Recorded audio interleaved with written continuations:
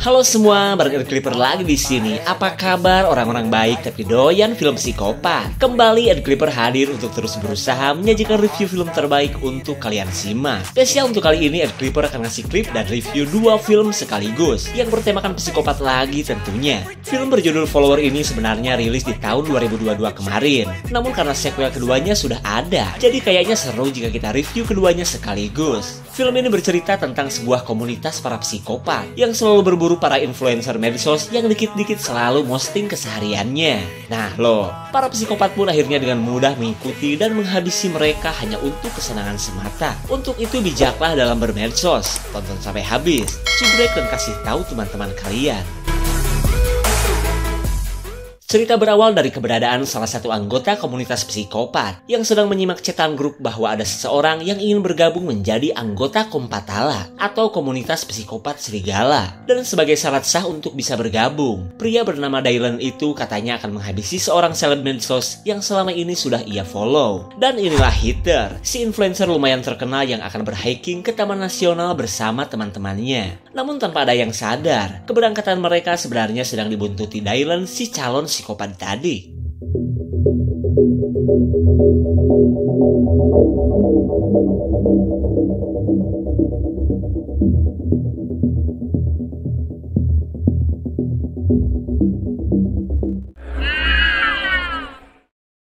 Di tengah perjalanan, kedua teman Heather bernama Sam dan Riley terlihat bete saat menunggu si seleb online yang sedang boker. Kemudian mereka gibahin rencana hiking Heather yang sepertinya bakal terasa membosankan karena mereka merasa bahwa liburan kali ini cuma untuk kebutuhan konten Heather saja. Lalu tiba-tiba Dylan datang dan berhenti begitu saja sambil memperhatikan mereka.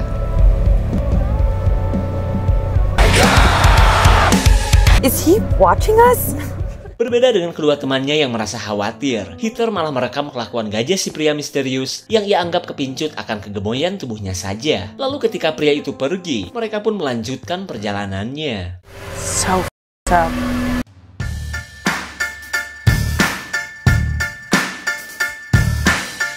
Okay, I'm gonna get some supplies.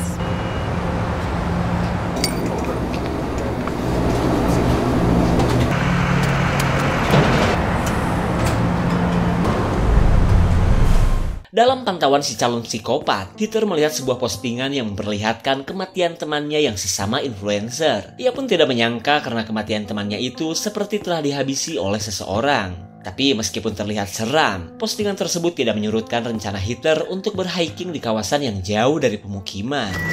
Let's enjoy this AC.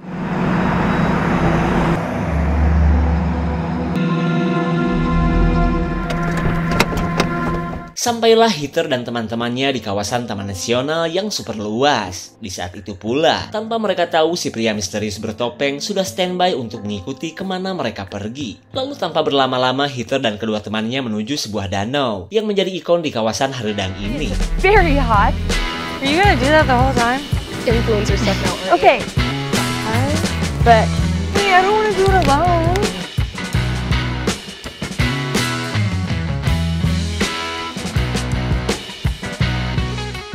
Di tengah perjalanan Heather and the Gang, Dylan melakukan pemantauan melalui CCTV yang sudah ia pasang sebelumnya. Ia pun menyiarkannya secara langsung di situs psikopatnet.co.id untuk menunjukkan bahwa ia bisa menjadi seorang psikopat dan layak bergabung di komunitas. Di saat itu pula, ketiga knalpot racing ini beristirahat setelah melakukan perjalanan yang cukup jauh. Lalu tiba-tiba, Dylan nge-DM Heather untuk memberitahu bahwa ia sedang memantaunya. Melihat si pengirim yang gak ada namanya, Heather masa bodoh karena menganggap pesan ini cuma kegabutan followernya yang lagi caper saja. Bahkan ketika Heather dikirim foto daerah sini, ia tetap saja mengabaikan akun tersebut. Well, at least it wasn't a dick pic. That's the fucking spirit. It just gets heavier and heavier. Oh God. Say hi, Riley. Hi, Riley. How you doing, Riley? Selang beberapa saat, lokasi Dylan didatangi seorang penjaga hutan yang sedang berpatroli. Pria ini pun melihat semua perlengkapan Dylan yang dianggap sedang berburu di waktu yang terlarang untuk melakukan perburuan. Lalu ketika pria ini melapor ke markas, Dylan sedang membiliknya menggunakan bedil panah. Might just be target practice. Jake, you still there? You still there?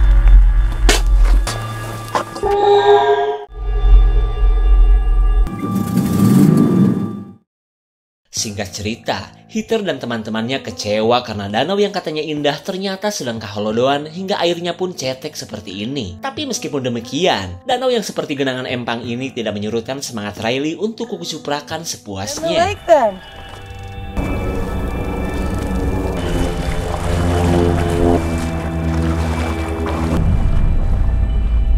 Someone's watching us.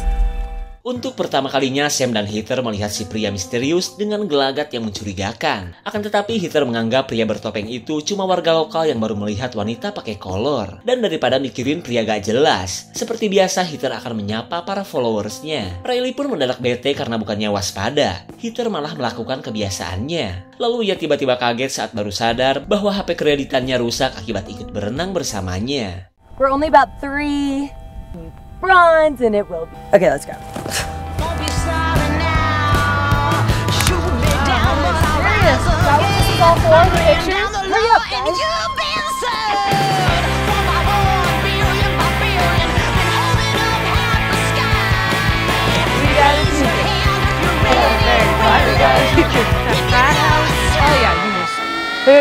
Riley?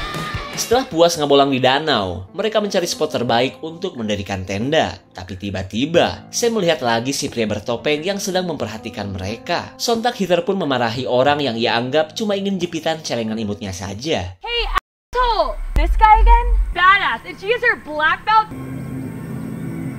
Heather merasa dirinya menang saat melihat pria itu kocar-kacir pergi. Tapi tak lama kemudian, Heather kembali mendapatkan foto ia dan teman-temannya dari si akun yang tadi. Kejadian ini membuat mereka merasa bahwa si pria bertopeng itu adalah pemilik akun yang selalu meneror Heather. Karena sudah keterlaluan, Heather pun benar-benar marah atas kelakuan pria tadi. Sementara Sam yang mulai ketakutan merasa jika mereka harus secepatnya pulang. Namun menurut Heather dan Riley, pria itu bakalan merasa senang jika sampai mereka pulang. Lalu Heather menghubungi pos polisi hutan saja dan melaporkan apa yang telah terjadi. Tapi sialnya, si Mamang Polhut malah menganggap itu cuma ulah para pemburu yang mungkin sedang latihan saja. Seperti yang pernah dikatakan rekannya yang tanpa ia sadar kini sudah meninggoy. Target practice. But can you please just send a ranger? I'll have him head your way. Okay, thank you. Kesal dengan respon si Polhut, mereka akhirnya mencari lokasi untuk mendirikan tenda. Terlebih jarak ke mobil terlalu jauh dan bakal kemalaman di jalan jika mereka nurutin ajakan Sam yang mengajak pulang. He so feels entitled to. I know you love to creep and watch me share. Knows that you're stupid creeper asshole. I know, it's exactly what he wants. We should really make camp soon. Ketika malam datang, Sam lagi-lagi bete saat melihat Heather masih saja bikin story daripada seru-seruan bersamanya.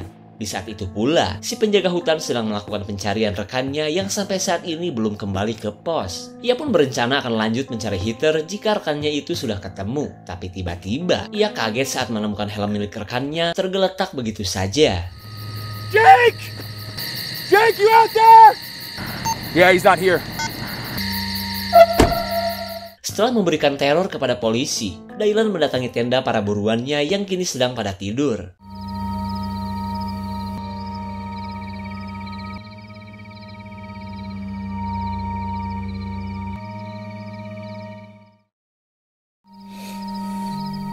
Riley akhirnya terbangun saat kandung kemihnya penuh dengan air kencing. Kemudian ia mencari lapak yang rimbun untuk melampiaskan hasrat ngompolnya.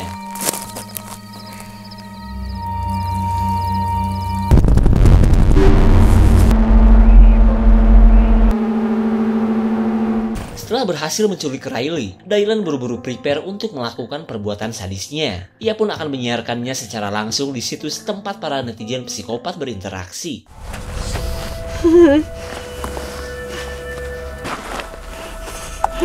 Look into the camera and smile. Grin even for me. Agar perbuatannya semakin menarik, Dylan meminta saran para netizen tentang cara apa yang paling seru untuk menghabisi Riley. What? Setelah mendapat banyak request dari para psikopat, Dylan pikir akan lebih bermakna jika ia melakukannya dengan caranya sendiri. Ia pun berencana akan melakukannya siang hari, agar terlihat jelas dan membuat bangga para psikopat di komunitas. And manipulate me? Di keesokan harinya, Sam heran mengetahui Riley sudah menghilang. Sementara bagi Heather tidak ada yang lebih membuatnya panik selain melihat HP-nya sudah lowbat. Lalu ketika Sam mengajaknya mencari Riley, Heather membawa obat nyamuk untuk ia jadikan senjata.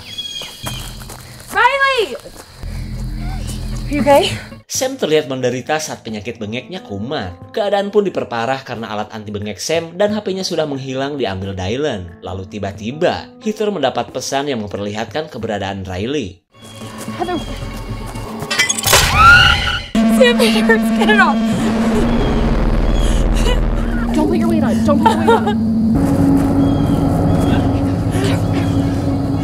Heather akhirnya menyerah akibat luka dari jebakan binatang yang ia terabas. Kemudian Sam menyuruh Heather menunggu, biar dirinya saja yang lanjut mencari keberadaan Riley.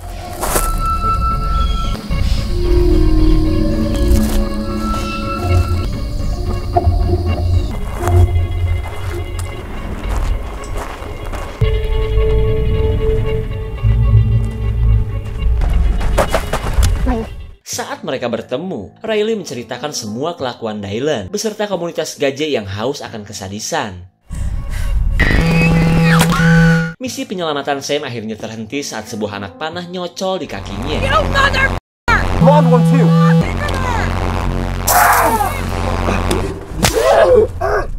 Akhirnya Sam berhasil menusuk psikopat noob menggunakan senjatanya sendiri. Hingga Sam pun bisa meringankan pernafasannya dan lanjut membebaskan Riley. Kemudian Sam meminta temannya ini untuk mencabut anak panah yang masih bersemayam di cekernya.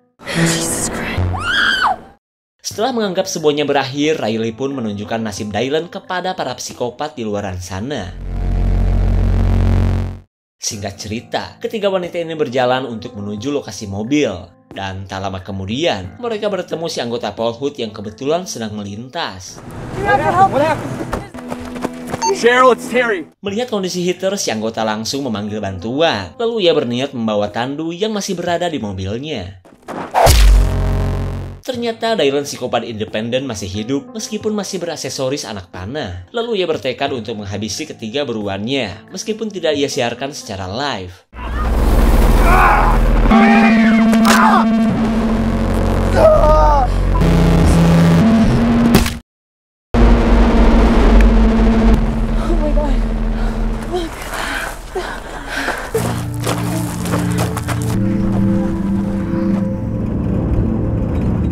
Akhirnya Heather dan kedua temannya berhasil selamat dan bisa kabur menggunakan mobil polisi. Tapi tiba-tiba Sam melihat para member komunitas psikopat yang ternyata sudah berada di kawasan ini.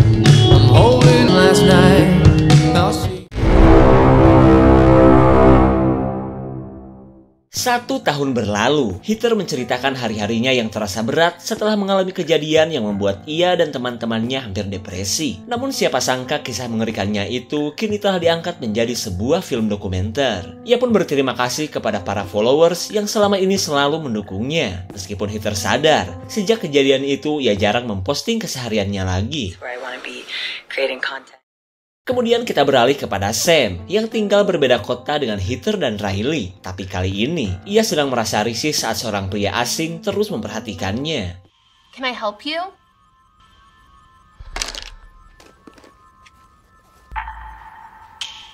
Dari kedua temannya, Sam adalah si paling kena mental dan suka parno jika melihat seseorang yang mencurigakan. Lalu tak lama kemudian, ia dihubungi si lesbong Riley yang memberi kabar bahwa film dokumenter mereka sudah rilis. I'll watch it when I get home. Meskipun sudah hampir 2 tahun berlalu, pengalamannya yang pernah menghadapi psikopat membuat Sam selalu merasa tidak aman. Apalagi demi karir kuliahnya, ia harus hidup sendiri di kontrakan elitnya ini. Lalu Sam memberanikan diri untuk melihat film yang menceritakan pengalaman kelam bersama kedua temannya.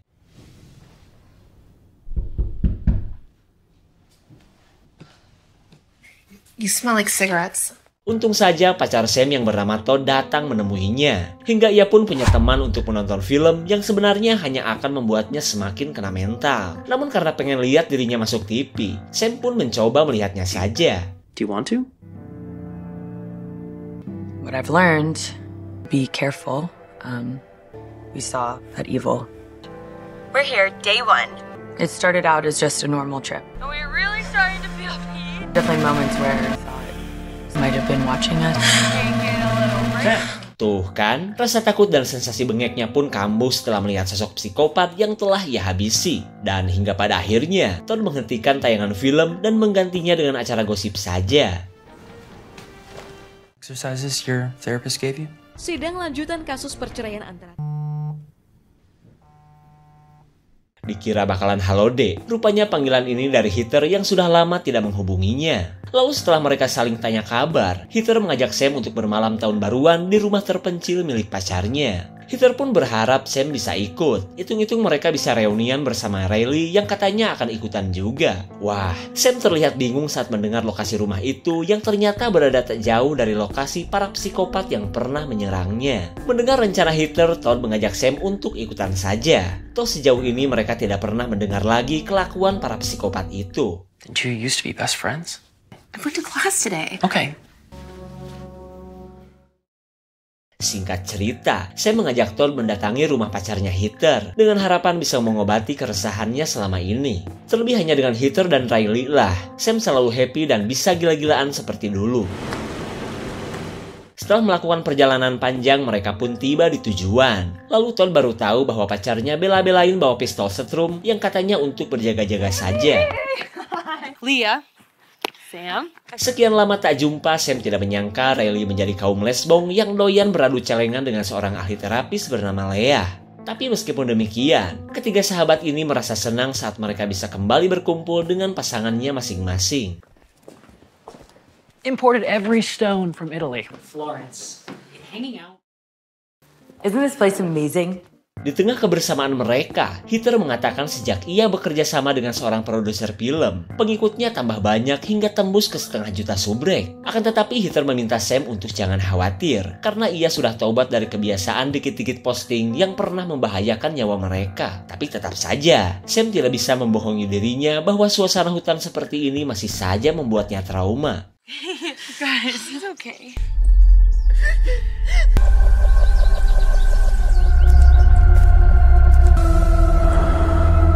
Sungguh tak disangka keberadaan mereka sudah diketahui salah satu anggota komunitas psikopat.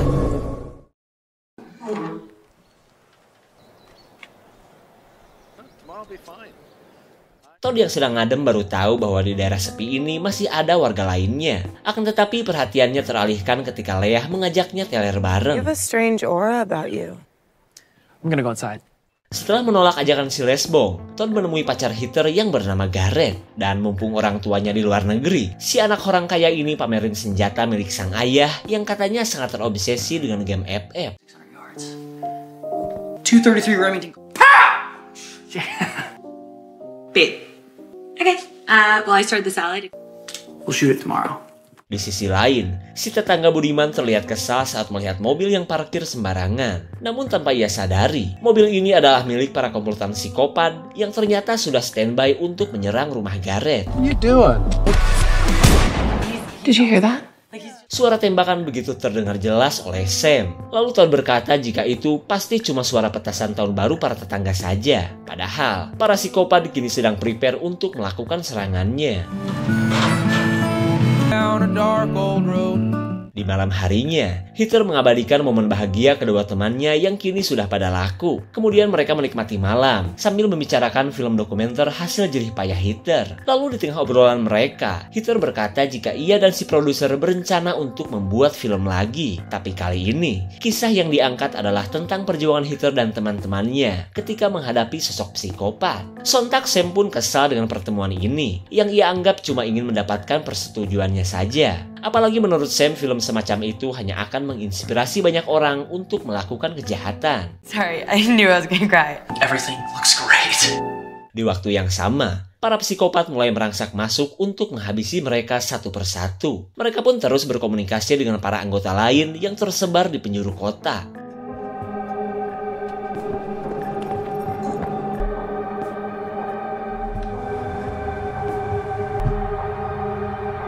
True crime survivor stories are a bankable genre. Saat Heather dan Sam terlibat cekcok, Leah yang tidak tahu apa-apa memilih pergi daripada cuma menjadi kambing conglai. Mending teler-teleran saja sebelum nantinya bobogohan dengan Riley. It can't be a bad thing.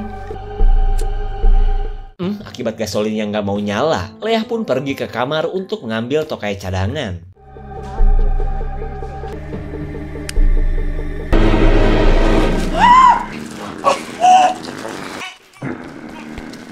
Setelah menghabisi Leah, si pelaku langsung mengupload foto korbannya ke situs para psikopat. Lalu psikopat bernama Kevin mencoba peruntungan dengan memburu salah satu dari mereka. Semua orang benar-benar panik saat para psikopat berhasil masuk ke dalam rumah. Lalu salah satu dari mereka memburu Sam yang merupakan target yang paling diincar.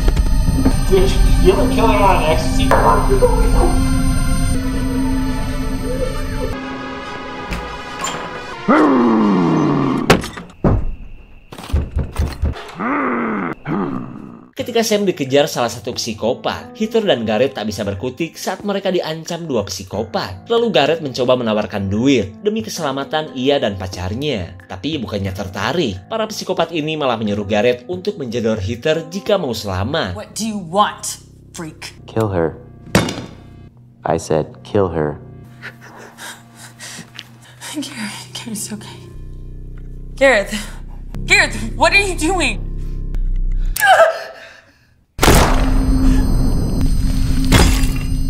Rupanya semua ini adalah prank para psikopat yang memang ingin menghabisi semua penghuni rumah. Heather pun tetap histeris meskipun Garrett sempat ingin membunuhnya. Di sisi lain, Sam akhirnya kembali ke rumah karena tak mungkin meninggalkan teman-temannya dalam bahaya.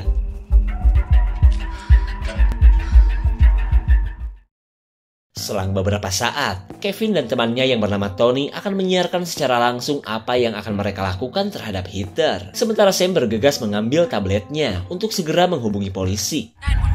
7 Mountainside Drive there, please, right now.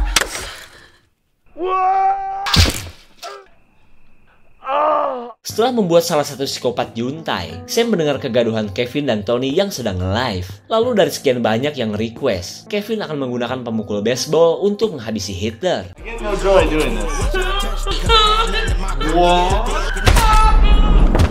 Tepat pada waktunya Sam berhasil menyelamatkan nyawa sahabatnya. Lalu dengan santuinya Tony berkata perbuatannya ini adalah balasan atas perbuatan Sam yang telah menghabisi Dylan. Ia pun menjelaskan bahwa komplotannya sudah lama mengikuti Sam. Bahkan mereka telah menugaskan seseorang untuk bisa selalu dekat dengannya.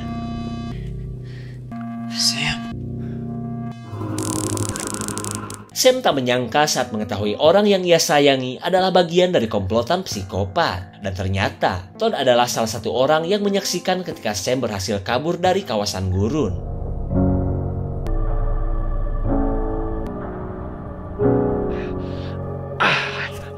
Setelah terjatuh dan tertimpa tangga, anggota psikopat ini panik karena para polisi sudah datang. Sementara Tony dan Todd kini akan melanjutkan rencana mereka untuk menghabisi Heather dan Sam. Idiot. We waited. It's loaded. See your brain smashed. Tony, cops are here. Mendengar kedatangan para polisi, Tony tidak punya pilihan selain menghadapinya saja. Ia pun membawa senjata untuk menghabisi para polisi ketika ada kesempatan. Hello, officers. Saat mereka bertemu, kedua polisi menanyakan keberadaan Sam yang tadi melakukan panggilan. Kemudian Tony berbohong bahwa itu adalah perbuatan pacarnya yang suka iseng menggunakan telepon. Lalu ketika Tony sibuk menangkis pertanyaan para polisi, Riley yang baru sadar berusaha untuk melakukan perlawanan. Patient with you. What do you see? Shots fired, shots fired. We need backup.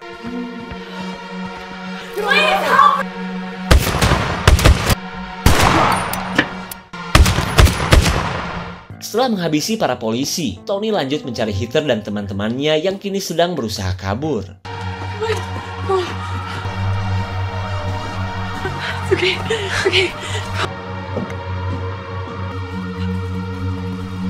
Oh my God! Help!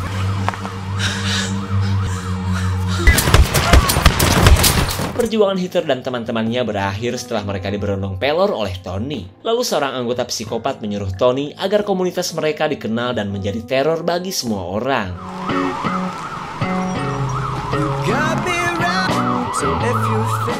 Tanpa ada yang tahu, Sam adalah satu-satunya orang yang masih hidup. Sementara Tony memilih pasrah ketika bantuan para polisi mulai berdatangan, di mana semua ini sengaja dilakukan agar perbuatan ia dan kelompoknya menjadi ketakutan bagi masyarakat.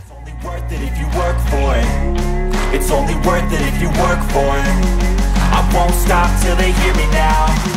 I won't stop till I wear the crown. Memang tidak dijelaskan secara detail motif kelompok psikopat ini yang selalu menghabisi para influencer. Namun dari perkataan para psikopat itu sendiri, mereka hanyalah segelintir orang yang butuh perhatian dan pengakuan dari masyarakat. Tapi sayang, cara yang mereka pilih terlalu horor untuk dilakukan. Apalagi mereka terbilang masih pada muda untuk menghabiskan sisa hidup di penjara. So, mari jadikan masa muda kita penuh arti. Lakukan hal yang positif dan bermanfaat, agar kelak kita dikenal sebagai orang yang berguna. Segitu saja untuk klip dan review kali ini. Tonton video Clipper lainnya ya. Terima kasih dan sampai jumpa.